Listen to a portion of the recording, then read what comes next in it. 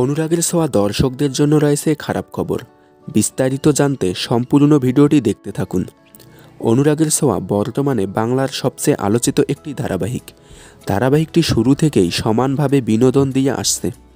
ধারাবাহিকে সূর্যদীপার ভুল বোঝাবুঝির মধ্যে কিন্তু মানুষ এখনও ধৈর্য ধরে দেখে চলেছেন শুধুমাত্র মিল দেখার জন্য।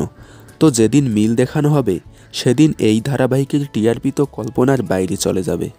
তবে যাই হোক, অনুরাগের ছোঁয়া দর্শকদের জন্য বর্তমানে খারাপ খবর, কারণ আর বেঙ্গল টপার হতে পারবে না অনুরাগের ছোঁয়া।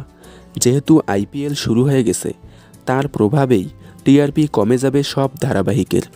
অনুরাগের ছোঁয়া যেহেতু রাতের দিকে হয়, তাই এটার টিআরপি কমে যাবে, এটাই স্বাভাবিক। আর যার কারণেই বেঙ্গল টপার থেকে ধসে পড়ে যেতে পারে।